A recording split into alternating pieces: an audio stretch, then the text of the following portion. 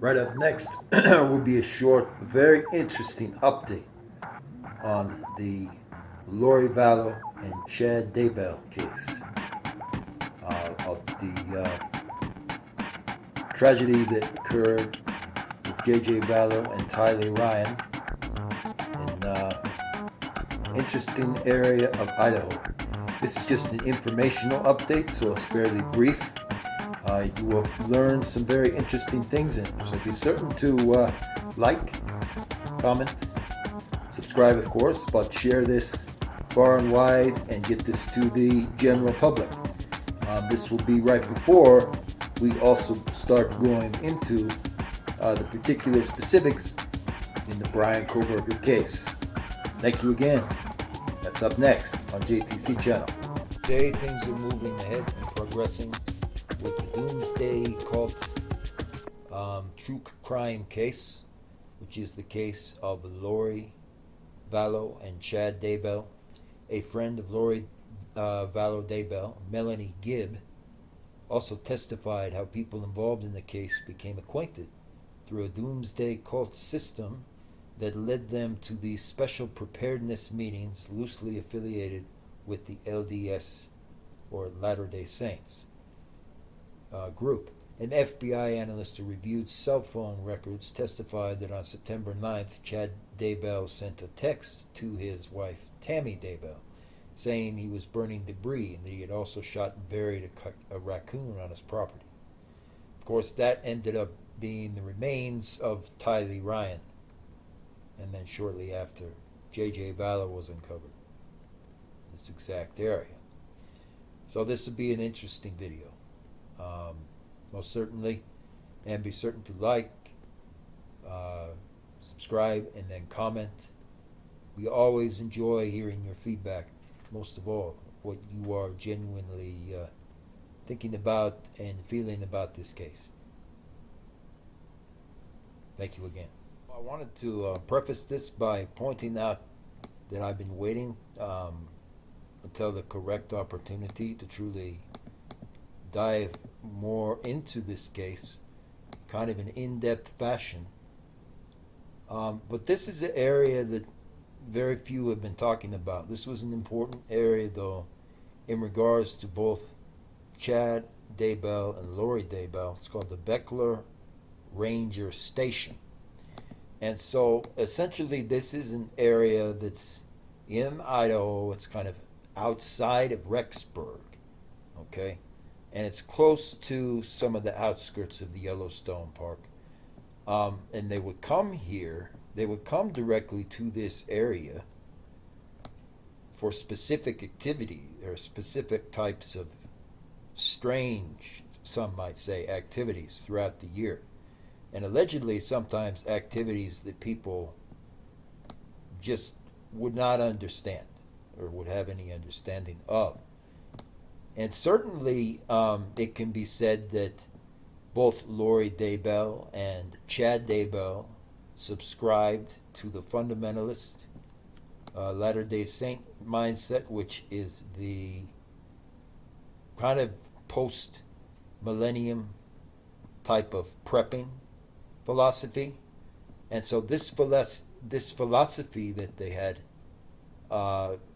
I want to make certain is pointed out very clearly, is not associated as a dominant religious philosophy, but is more directly along the lines of the philosophy of David Koresh and his circle members.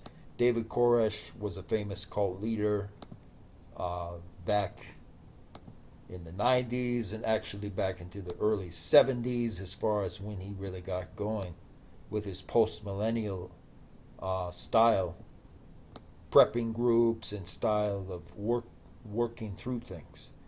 So this is important to realize because they are kind of dominion fundamentalist Latter-day Saints in a way.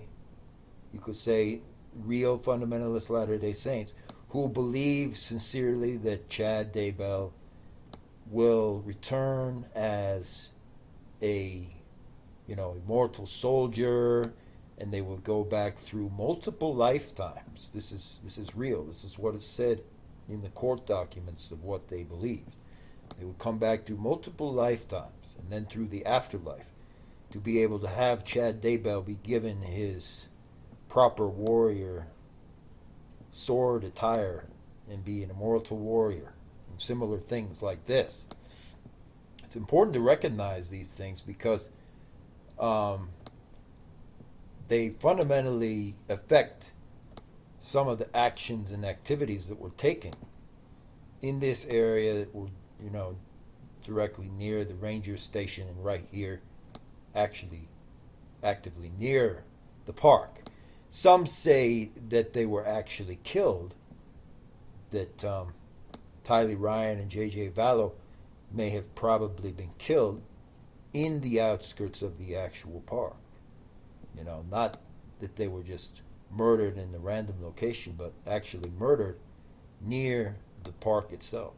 And that's certainly very plausible, something we're going to explore as a whole other side of this. But I just want to point this out from the beginning so people understand that their belief system that they followed, or the lack thereof that they had, does not ultimately have any true effect on the murders. These were still horrific incidents. They were still done in a very deliberate manner, and they were horrendous the way that these children were killed in any case, by all means, and by any stretch of the imagination. So, but it certainly, while it wouldn't have a direct impact and effect necessarily on how they were killed, it certainly has an effect overall on this case.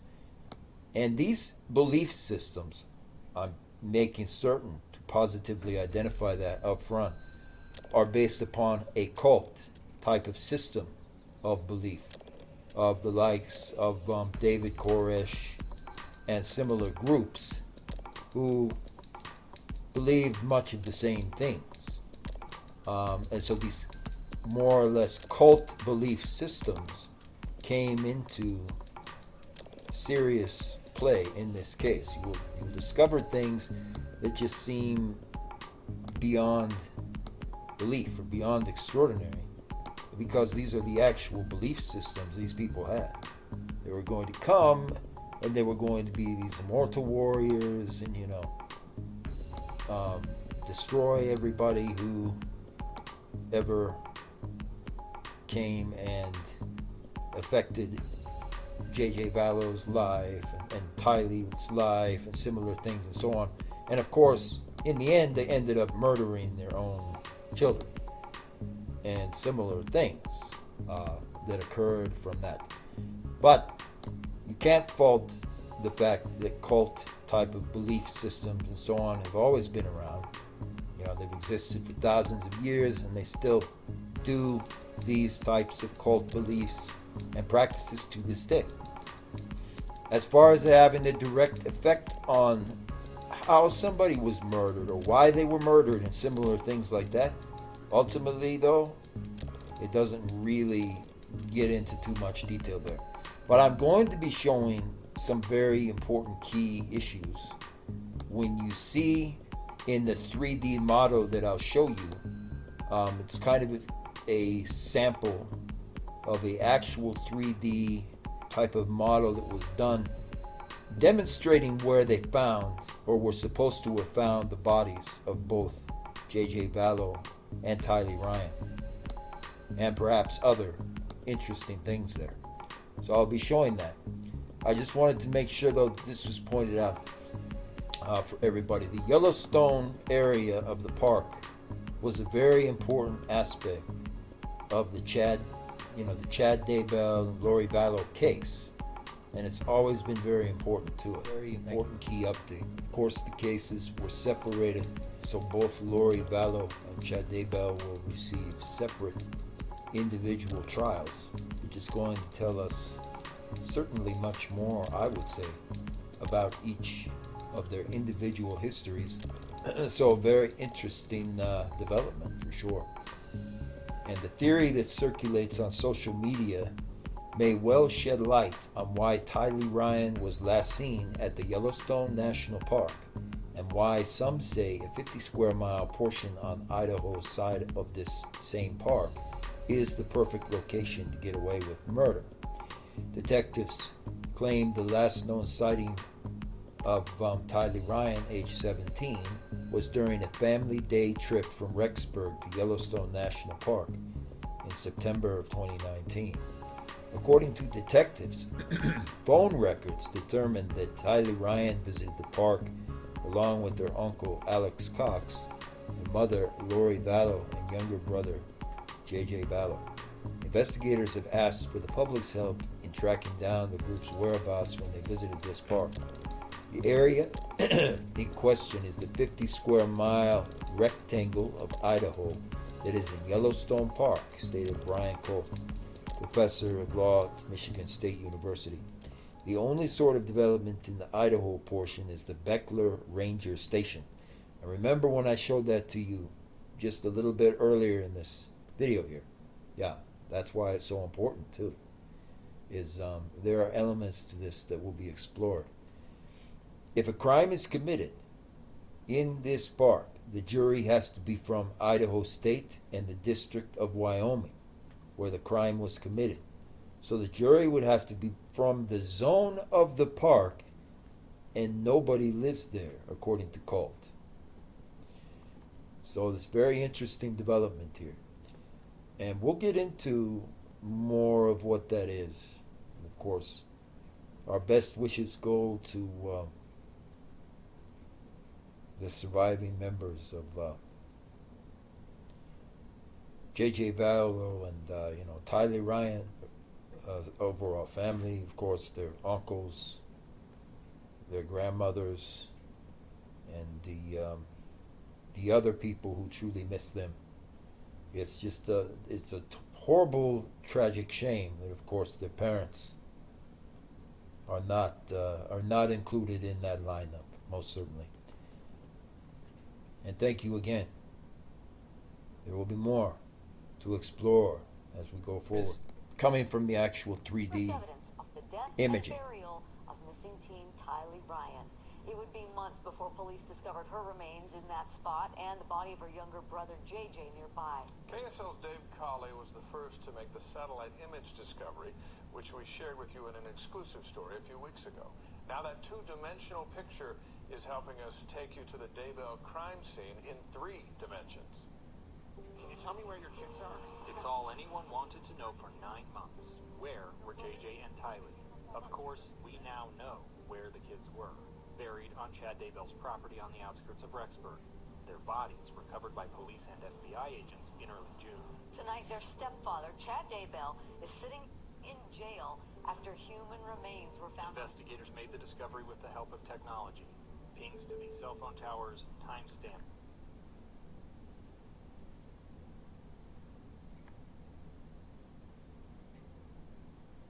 Text messages from seized cell phones and Wi-Fi signal triangulation.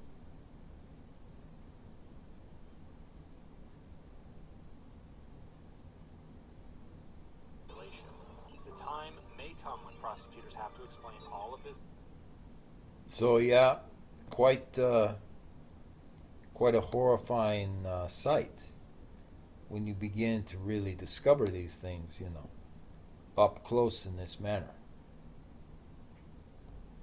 Now, at first they didn't know exactly where on the property near Rexburg that they would find the victims. They had to dig. They really had to dig up a lot of the area to be able to find and locate,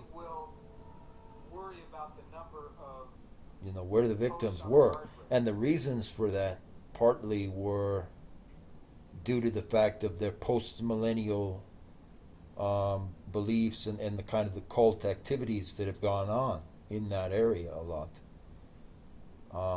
They have a genuine belief that all things can be settled on this kind of strange type of land, these land systems, high walls that will keep out all intruders, you know. A compound that's almost like a bunker compound, okay, that you would expect to see essentially in the prepping community. These are the types of things that were just a normal everyday affair in the Chad and Lori Daybell crime scene, essentially. A company that specializes in recreating complicated crime scenes using the 3D models offers a unique view to the Daybell crime scene. The company built a replica of the eastern Idaho property where police and FBI came in June and recovered the remains of the missing victim, children J.J. Vallow and Tylee Ryan. Visual Law Group created the model in partnership with KSL TV and KSL News Radio, using data gathered from KSL drone overflights of the property that belonged to Chad Daybell at the time. He and his wife, Lori Vallow Daybell, face felony charges over accusations they concealed evidence of the murders of Lori's children and lied to investigators about their whereabouts. And so now, of course, we know, based upon everything that's come out, of course, that they basically did the deed. They dismembered them and burned up their remains, so forth. And in the recent update, their case has officially been separated now. So it's going to be interesting to see what other types of conduct, types of crimes or conduct may come out as a result of both cases being tried separately. There may be some interesting things that finally start to surface around Chad Daybell and also around Lori Vallow separately as their cases begin to start going through the court systems. Chad Daybell's property in Fremont, Idaho, is viewed here on a Palladius satellite on September 9th, 2019. Johnson reached out to KSL to confirm the conclusion of what the satellite image shows, as well as discuss possibility of collaborating on the creation of 3D modeling. Johnson stated these types of forensic visualizations can be a useful tool for lawyers or attorneys in the courtroom, but only if created correctly with the right equipment. It has to absolutely be to scale, Johnson stated. It has to be non-prejudicial. It cannot be biased in favor of one party or the other. Johnson stated 3D models can help judges as well as jurors and juries understand complex crime scenes much better. Their reliability as evidence, though, depends on their accuracy in the model. It will be very easy for somebody working for George Lucas, for example, to produce an amazing visualization of events that took place here, but that does not mean it would be admissible then into court. Making the forensic model. In order to build the forensic model, companies like Visual Law Group rely on a wide array of data resources and conduits. Those can include extremely precise laser surveying tools, GPS measurements, or location-tagged photos. In the case of the Daybell properties, Visual Law Group used more than 900 overlapping aerial images to generate measurements which are accurate down to the very square inch. Those measurements were then entered into a computer software program, which is used to render a bare-bones version of the model. Once we had that, it became easy to reverse engineer all of the other footage. So they literally built this entire modeling system from scratch, which is very interesting to discover. You're going to learn more about this 3D modeling as we begin to progress into the specifics of the Lori Vallow and Chad Daybell case. And it's very interesting. It's very interesting indeed what they were able to recover as a result of this modeling. And there's a lot to look at as well. The exact location, essentially the approximate exact area here in this area where there's kind of a pond and a bit of a ditch you can see around the outskirts. This is where J.J. Vallow and Tylee Ryan were physically found. And I'm using kind of an advanced algorithm this time. I'm using Google Worldview or Google Earth in conjunction with the other Street View tool I always use. So you're going to see it from both perspectives. This is important because this shows kind of the nature of the crime scene, of course, as far as how this crime scene truly developed. And you're going to see also when the updating video or the updated visual I do on it, we're going to take a bit of a tour inside the area, inside the 3D visual model when it comes to this case of Chad and Lori Daybell, and also the case of Brian Koberger. It's going to make it a little more personal, a little more upfront. And as you can see here in the street view, this area looks very rugged and run down. And it's changed, of course, quite a bit on top of that. But this is an area where a lot of interesting activities have always been known, kind of through the mill and otherwise known to occur. And so this place here is where they were found, and essentially over here in the path area you can see some interesting visuals from the perspective of other people who went through this area as well. And there's been a lot of rumors. There's also been a lot of evidence also that shows and suggests other individuals who would have been involved would go through this property.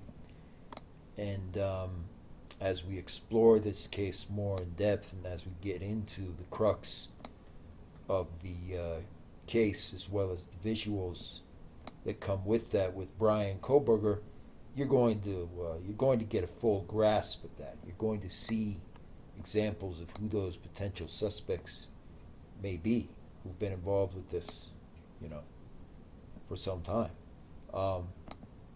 But the main topic of the story, the only ones that truly matter, that are going to count for everything that has to be known, is Lori Vallow and Chad Daybell.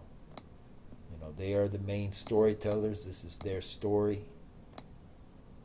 In a large sense of the word, anybody else they were involved with, will certainly not ever take the stage away from that. So this is their story. This is where their children were murdered, and where they buried them right here in this field area.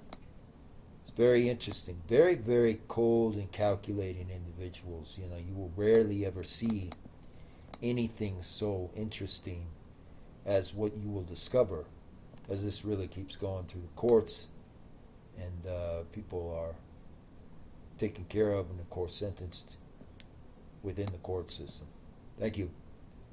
There will also be more exploration of the files as well that pertain to this too.